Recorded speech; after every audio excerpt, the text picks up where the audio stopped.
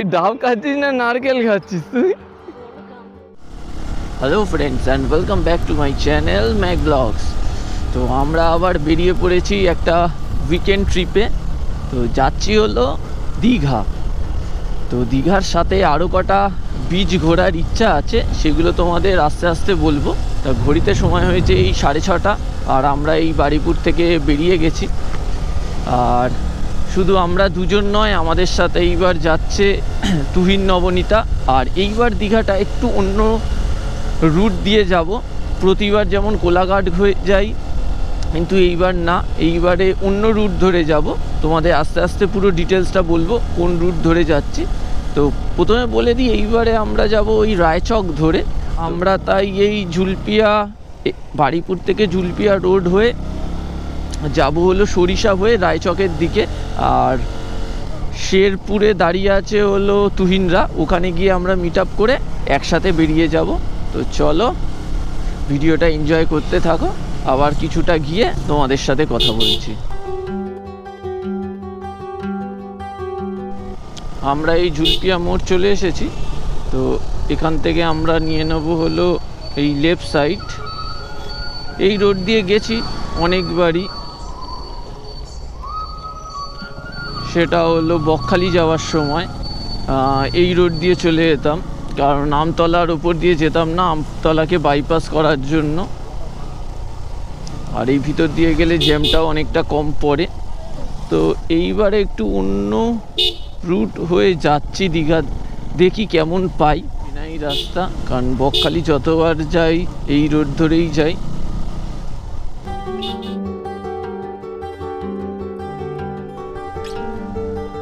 গ্রামের ভিতর দিয়ে যাচ্ছি, কিন্তু রোড কন্ডিশন কিন্তু বেশ ভালোই। আর রাস্তা সরু, কিন্তু তাও অ্যাভারেজ স্পিড কিন্তু 40-50 আরামসেই রাখা যাচ্ছে, 40 মতো যাওয়াই যাচ্ছে। তো এরপর আরও কিছুটা যেতে হবে, তারপরেই তো আমরা আবার হাইওয়ে পেয়ে যাব।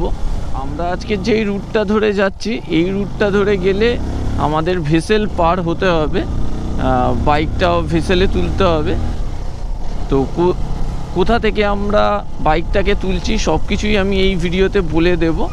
তো আপাতত যেতে থাকি, এগোতে থাকি আমাদের ডেস্টিনেশনের দিকে। তো আমরা এই চলে এসেছি শেরপুর, এখানেই তুহিনদের দাঁড়ানোর কথা। তো তুহিনরা এখনও আসেনি। আর এই রাস্তার মাঝখানে না দাঁড়িয়ে ঠিক করলাম একটু চায়ের দোকান থেকে দাঁড়াবো। তো সামনে চায়ের দোকান খোলা পেলে ওখানে একটু দাঁড়াবো, চা খাবো। তো আমরা এই একটা চায়ের দোকান দেখে দাঁড়ালাম, তুহিনরা এখনও এসে পৌঁছায়নি বলে। তো এই সকাল সকাল চায়ের এনজয় করছি। রাজীব টি স্টলে আমরা এখন দাঁড়িয়ে আছি। আর এটা একবার দেখে না, কি সুন্দর লেখা।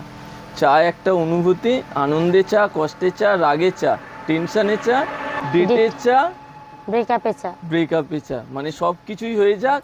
আর আমাদের আরেকটা জিনিস যোগ করে নাও, সেটা হলো রাইডের চা। মানে রাইডে বেরোলে আমরা সবসময় ফার্স্ট যেটা জিনিস খাই সেটা হলো চা। এই যে দাদার দোকান, তো আমরা একটু চাটা খেয়ে নিই আগে। তোমাদের বাইকটাকে একবার দেখিয়ে নিই। তা আজকের আমি এই রাইনক্সের ট্যাঙ্ক ব্যাগটা নিয়েছি, আর রাইনক্সের টেল ব্যাগটা নিয়েছি। এই তুহিনরা এসে গেছে, আবার আমরা রাইড স্টার্ট করে দেবো। এই হলো বাইক। তো যাব সামনের দিকে। তো চলো আবার মোটো ব্লগিং সেট আপে দেখা হচ্ছে। রাইড আমরা আবার স্টার্ট করে দিয়েছি, রাইড তো বেশ ভালোই চলছে। তো সামনে তুহিনরা যাচ্ছে, আর আমরা এগোচ্ছি এই সরিষার দিকে, সরিষা হয়ে রায়চকের দিকে। এখান থেকে সরিষা আর দেখাচ্ছে 11 কিলোমিটার। এই ফলতা যাওয়ার রোডটা কিন্তু দারুণ। এর আগে আমি এসছিলাম অনেকবারই, একবার রায়চক এসছিলাম, একবার নূরপুর এসছিলাম, শুধু চারিদিকটা পুরো গ্রিনারি গ্রিনারি। মেনলি আমরা যেই রোডটা ধরে এসছি, এটা দিয়ে এলে আমতলার যেই মানে মারাত্মক একটা ফালতু জ্যাম হয়, ওই জ্যামটাকে তুমি অ্যাভয়েড করে দিতে পারো। এই অ্যাভয়েড করে ডাইরেক্ট এই ফলতা যাওয়ার রোডটায় উঠে যেতে পারবে যারা এই বারুইপুরের এই সাইড দিয়ে আসবে। ওটাই বেটার অপশান, কারণ আমতলার জ্যামে পড়লে বেশ কিছুটা সময় চলে যায়, আর ভালোও লাগে না। আর রোদ উঠে গেলে তো একদমই বাজে। আর এই পালসার 135-এ চেঞ্জ স্প্রকেটটা চেঞ্জ করার পর এটাই সেইভাবে ফার্স্ট রাইড। আর এর আগে সার্ভিসে তো তোমাদের দেখিয়েছিলাম যে ক্লাচ প্লেটটাও চেঞ্জ করতে হয়েছে। চেঞ্জ স্প্রকেটটা চেঞ্জ করা আর ক্লাচ প্লেট দুটো একসাথে চেঞ্জের পর গাড়ি কিন্তু পুরো নতুন হয়ে গেছে। আর টার্ন মানে সেই প্রথম 2-3 বছর যেরকম ছিল পুরো সেই রকম হয়ে গেছে, এখন যেন পুরো ব্র্যান্ড নিউ বাইক হয়ে গেছে। আর দেখো কত সুন্দর লাগছে, এই রাস্তাটা সত্যিই দারুণ লাগে। আবার কি সুন্দর হালকা মেঘলা হয়ে যাচ্ছে, মেঘলা হয়ে গেলে আরও ভালো লাগে। এই রোডটা হালকা রোদ উঠছে, আবার কখনো কখনো মেঘলা হয়ে যাচ্ছে। বৃষ্টি হওয়ার চান্স আছে, কালকের যেমন প্রচণ্ড বৃষ্টি হয়েছিল সকালবেলা, আজকের আর হয়নি। রাস্তায় সেইভাবে বৃষ্টি না পেলেই ভালো, খুব জোরে। যদিও রেনকোট নিয়ে নিয়েছি, রাইডে কোনো সমস্যা হবে না, মেন সমস্যা হবে ব্লগে, তখন ভয়েস কোয়ালিটিটা একটু খারাপ পাবে, কারণ ওয়াটারপ্রুফ কেসের মধ্যে গোপ্রোটাকে নিতে হবে। এখান থেকে ফলতা ডান দিক চলে যাবে, নামখানা বকখালি সোজা।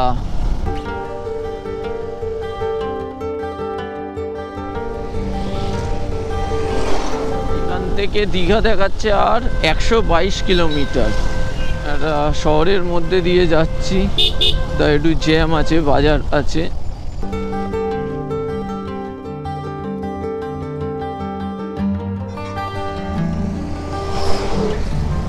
এখনো পর্যন্ত বারুইপুর থেকে যতটা এসছি রায়চক যাওয়ার এই রাস্তা পর্যন্ত, রাস্তা কিন্তু খুব ভালো, বেশ ভালোই পাচ্ছি।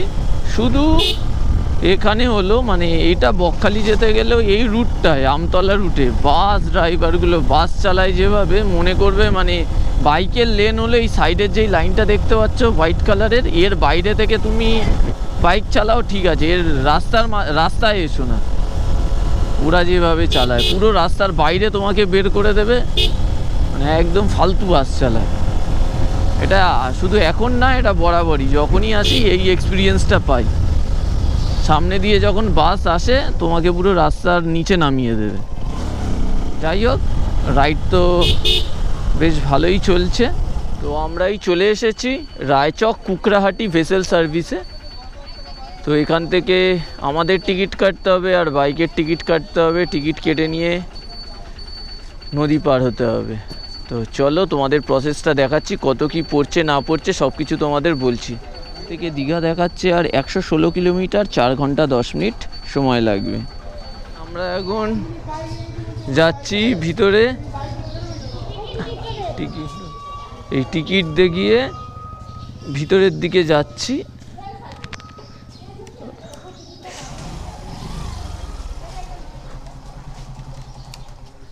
টিকিট দেখিয়ে আমাদের এখান থেকে ঢুকে যেতে হলো। চারিদিকের ভিউটা দেখো। আর আমাদের পড়লো পার বাইক 44 টাকা করে আর পার পারসন 11 টাকা করে। চারিদিকের ভিউটা সেরা লাগছে, আর বাইকটাকে ঠেলতে হচ্ছে, এটাই শুধু খারাপ লাগছে। এই ভেসেলে ওঠার আগে এই জায়গাটা যে এলাম, ভিউটা তো ভালো লাগছে, তার সাথে হাওয়াটা দারুণ লাগছে। আমাদের ভেসেল এসে গেছে, বাইকটাকে নিচের দিকে নামাচ্ছি। Raichak Kukrahati ferry service.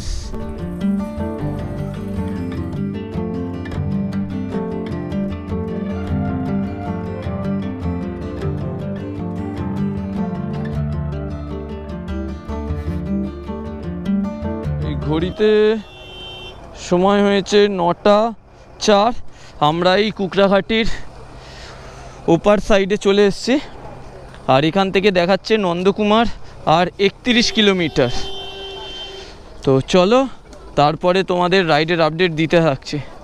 একটা নতুন টাইপের এক্সপিরিয়েন্স হলো, ভেসেলে করে বাইক পার করে চলে এলাম। এর আগেও করেছি, তবে এই রকম টাইপের ভেসেলে ফার্স্ট টাইম।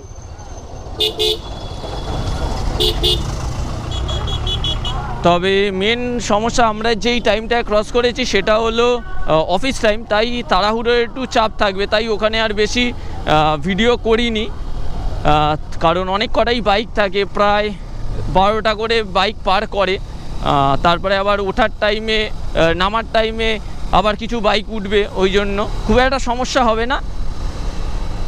আরামসেই উঠে যাবে। ডেলি যাতায়াতের জন্যই পারাপার করে, সেই রকম লাগেজ থাকে না বাইকে। তবে লাগেজ থাকলেও নর্মাল লাগেজ থাকলেও খুব একটা চাপ হবে না, উঠে যাবে বাইক। আর নামানোর সময় পিছনে কেউ একজন সাপোর্ট দিয়ে নামালে ভালো, যদি লাগেজ থাকে না। আর ওঠার টাইমেও সেই রকম প্রবলেম হয় না, গাড়ি চালিয়ে আরামসে উঠে যায় বা হালকা একটু ঠেললে।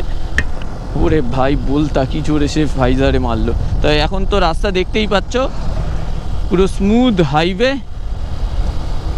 আর এখান থেকে নন্দকুমার দেখাচ্ছে আর 31 কিলোমিটার। হেসেলে যতক্ষণ ছিলাম বেশ ঠান্ডা ঠান্ডা হাওয়া লাগছিল। রোডে আসার পরে বাইক চলছে এখন হাওয়া, কিন্তু দাঁড়ালে প্রচণ্ড গরম লাগছে।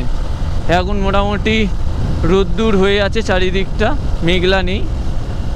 যদিও এই রোডে আমি ফার্স্ট টাইম, এইভাবে আমি আগে কখনো আসিনি দীঘাতে। আমরা এখন এই কুকড়াহাটি হলদিয়া রোড হয়ে যাচ্ছি। তো এখানে এই একটা মার্কেট ছিল, মার্কেটটা বেশ বড়। তো অনিতা স্নান করার জন্য, সমুদ্রে স্নান করার জন্য কটা প্যান্ট নিয়ে নিল, আমি আর অনিতা দুজনেই। তো আবার রাইডটা স্টার্ট করলাম। এখানে কিছুটা জ্যাম ছিল, আবার আশা করি ফাঁকা পাবো। তো এখান থেকে আমাদের নিতে হবে হলো রাইট সাইড।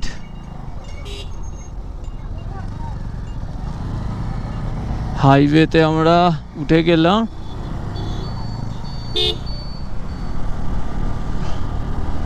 এখান থেকে সোজা দেখাচ্ছে কোলাঘাট, আর নন্দকুমার দেখাচ্ছে 17 কিলোমিটার দেখাচ্ছে গুগল ম্যাপ। আমাদের 18 মিনিট সময় লাগবে। আবার বেশ কিছু বছর পর হাইওয়েতে এলাম পালসার 135 নিয়ে। অনেক বছর পালসার 135টাকে নিয়ে রাইডে বেরোনো হয়নি। মেনলি ওয়ান ডে রাইড করেছি, কিন্তু ওই উইকেন্ড রাইড সেইভাবে করা হয়নি, একদিন বা দুদিনের ট্রিপ। পালসার 135কে নিয়ে ট্রিপে এলে একটা জিনিস কমে যায়, সেটা হলো ট্রিপের খরচা বেশ কিছুটা কমে যায়, কারণ তেল সার্ভিস অনেকটা বেশি। এই রোডে তো প্রায় 55 আপ দিয়ে দেয়। মহিষাদল ডান দিকে।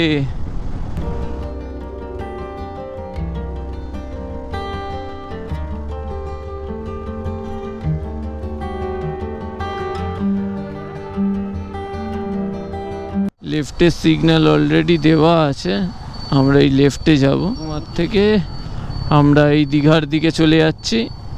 আমরা এতদিন আসতাম কলকাতা কোলাঘাট থেকে ঢুকে এই রাস্তায় আমরা মিট করতাম। এতক্ষণ পর্যন্ত যেই রোডটায় এলাম পুরো নিউ ছিল, এখান থেকে পুরোটাই সেম রোড। যতবারই দীঘা, তাজপুর, মন্দারমণি গেছি এখান থেকে সেম রোড। তো এখন রাস্তা অনেকটাই চওড়া হয়ে গেছে।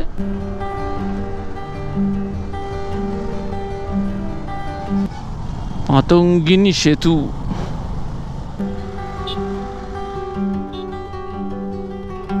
এই ক্রস করছি নন্দীগ্রাম আর সোজা দীঘা। একটু জ্যাম আছে। আজকে দিনের প্রথম টোল গেট পার করছি। দীঘা এলাম আর একটা টোল গেট, তাও আর এখানে, ভাবা যায়। যদিও এখনো স্টার্ট হয়নি টোল গেট, আর কিছুদিনের মধ্যে চালু হয়ে যাবে। কে জানে, রাস্তায় দেখো বিশাল জ্যাম, রাস্তার বাইরে চালাচ্ছি।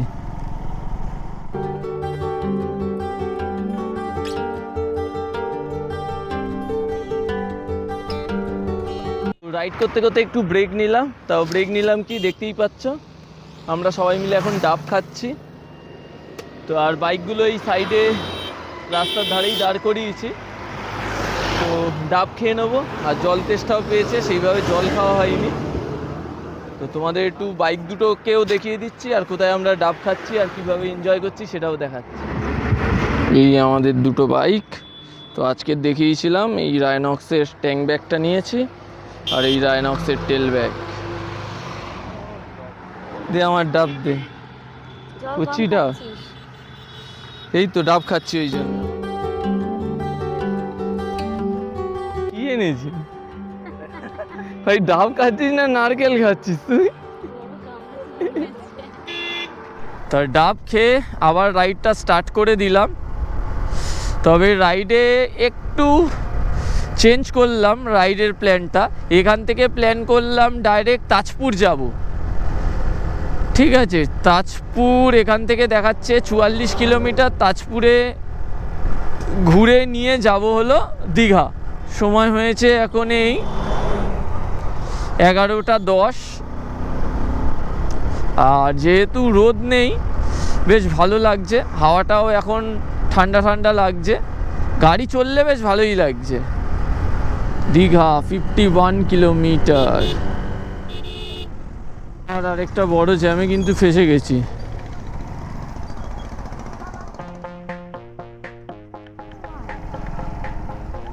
কোনোবার এত জ্যামে পড়িনি, আজকের যে হারে জ্যামে পড়ছি। ফাইনালি জ্যাম থেকে বেরিয়ে আবার ফাঁকা রাস্তা পেয়ে গেছি। তোমরা একটু রাস্তার ভিউয়ের মজা নাও। দীঘা আর 46 কিলোমিটার, আর তাজপুর দেখাচ্ছে 34 কিলোমিটার।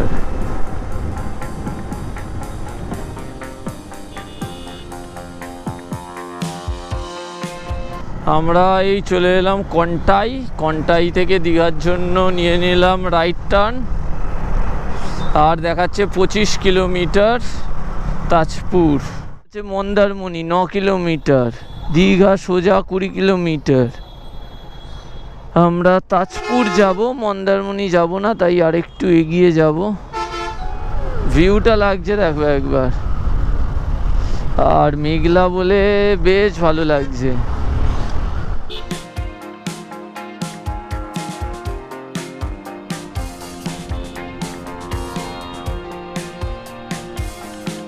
তাজপুর আর 4.6 কিলোমিটার। আর আমাদের আর কিছুটা গিয়েই নিয়ে নিতে হবে তাজপুর যাওয়ার জন্য লেফট টার্ন। উইকেন্ডে দীঘা প্রচণ্ড ভিড় হয়, সেটা আমরা দীঘা না পৌঁছেই বুঝতে পেরে গেছি। মানে এত গাড়ি এত বাস যাচ্ছে, অন্য কোনোবার এত ভিড় পাইনি। মানে ভিড় কি বলবো, রাস্তায় এত জ্যাম পাইনি। এইবারে মানে মারাত্মক জ্যাম পাচ্ছি। সাইডে যেতে হবে 5 কিলোমিটার যেতে হবে এই রোড ধরে, তাহলে আমরা পৌঁছে যাবো তাজপুর। প্রতিবার আমরা ফেরার টাইমে যাই তাজপুর, এইবারে যাওয়ার টাইমে যাচ্ছে। আগে কিন্তু এই রাস্তা খুব একটা ভালো ছিল না, এখন কিন্তু রাস্তা পুরো ভালো করে দিয়েছে।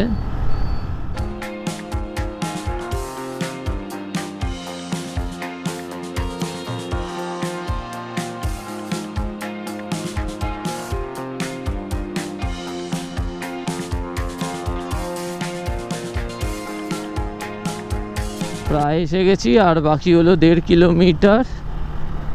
তাজপুর বিচতে পেয়ে গেছি, sea beach, Tajpur sea beach.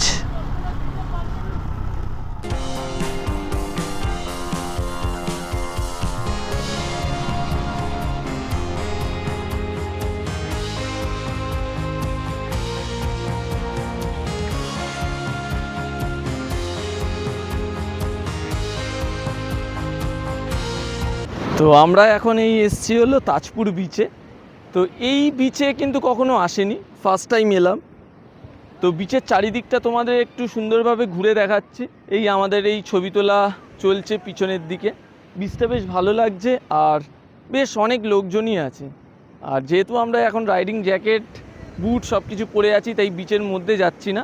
আমাদের প্ল্যান আছে, যেহেতু মানে মেন তাজপুরি বিচে এলাম, একটু ঘুরলাম, আর কিছুক্ষণ থাকবো, তারপর এখান থেকে হলো মেরিন ড্রাইভ করে দীঘার দিকে চলে যাবো। আর আমাদের ইচ্ছা আছে হোটেল ওই নিউ দীঘাতেই নেওয়ার। দারুণ লাগছে কিন্তু, আর হাওয়াটাও বেশ সুন্দর লাগছে পিছনে। তোমাদের একটু সমুদ্রটা সুন্দরভাবে ঘুরে দেখায়।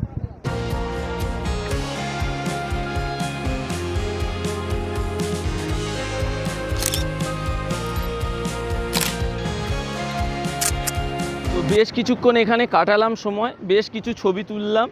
তো এইবারে আমরা এখান থেকে বেরিয়ে যাব, দীঘার দিকে যাব। ও এই বিচ ছেড়ে যেতে ইচ্ছা করছে না, আপাতত বাইকের কাছে যাওয়া যাক। তো চলো ব্লগটা এনজয় করতে থাকো, এরপরে একেবারে মোটো ব্লগিং সেট আপে দেখা হচ্ছে। থেকে বেরিয়ে আবার ওই মেন রোডটায় উঠে গেছি। তো এরপরে আমরা দীঘা যাব নর্মাল মেন রোড দিয়ে না, মেরিন ড্রাইভ ধরে যাব, যেটা এখান থেকে সোজা গিয়ে রাইট সাইড, নিউ দীঘা সোজা, ওল্ড দীঘা সোজা, শঙ্করপুর সোজা। আগের বারে যখন ফ্যামিলি নিয়ে এসছিলাম তখন মেন রোড ধরেই আমরা তাজপুর এসছিলাম, এখানেই খাওয়া দাওয়া করেছিলাম, বেশ কিছুক্ষণ কাটিয়েছিলাম। তো আজকের আর এখানে খাওয়া দাওয়া করছি না, কিন্তু এই রোড ধরে বেরিয়ে যাব। এই যে পাশে দেখতে পাচ্ছ, এখানে সব খাওয়া দাওয়ার দোকান আছে, ব্যবস্থা আছে সব কিছু। যারা যারা দেখতে চাও এই ব্লগটা গিয়ে দেখতে পারো। আর আমরা এইবার যাব হলো শঙ্করপুর দীঘা দিকে। তো ভিউটা দেখো, এক কথায় লাজবাব ভিউ। ও কি লাগছে, জাস্ট অসাধারণ বললেও কম। ভিউটা একবার লাগছে দেখো, আর এর পাশ দিয়ে বাইক চালিয়ে যেতে ভিউটা দেখো, মেঘলা হয়ে আছে চারিদিকটা, আর দারুণ লাগছে। চলো একটু যাওয়া যাক সামনের দিকে, আর তোমরা ভিউয়ের মজা নাও, এত সুন্দর ভিউয়ে।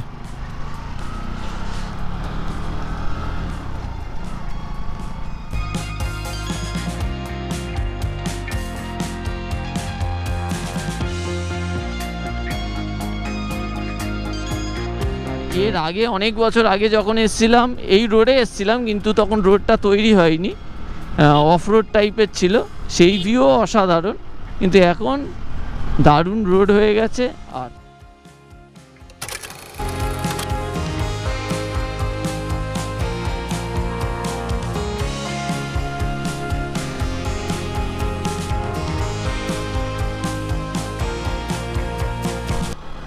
জোয়ারটা দেখো, জোয়ারটা next level.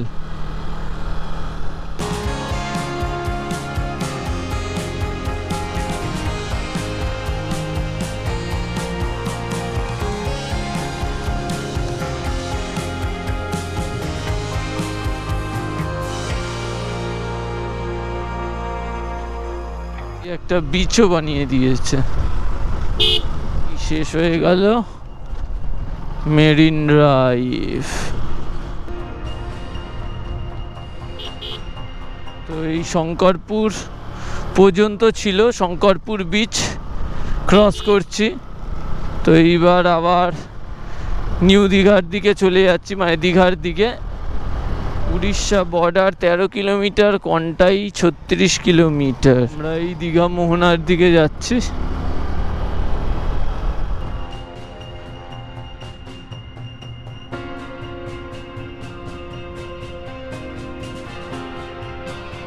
নয়াকালী bridge.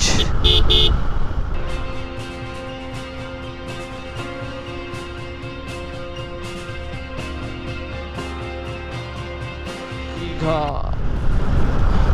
6 kilometre left side. Chandaneswar মন্দির 13.5 কিলোমিটার।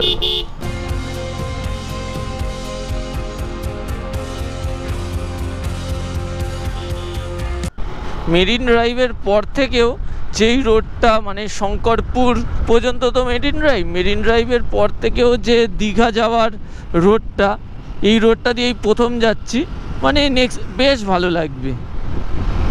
ওই ঘিঞ্চি জ্যামও নেই, লরির জ্যামও পাবে না, দারুণ লাগবে, এনজয় করতে করতে রাইডে যাবে। মানে ওই মেন রোড দিয়ে হয়তো কিছু কিলোমিটার কম হয়, কিন্তু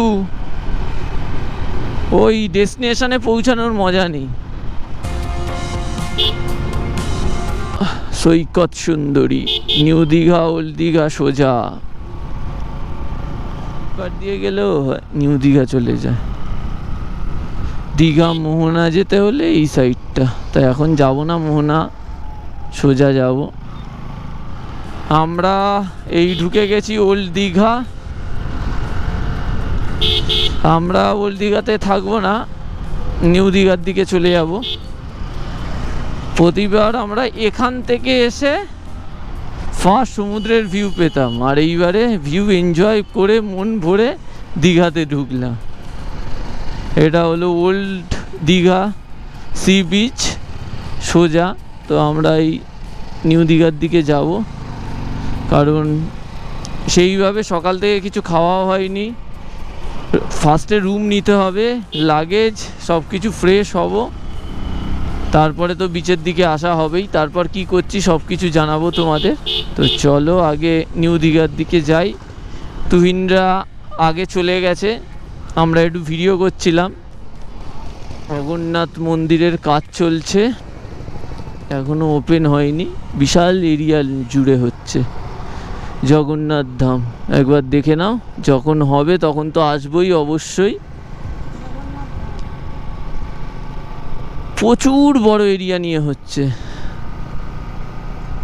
এখন কাজ চলছে, হয়ে গেলে তো অবশ্যই আসবো।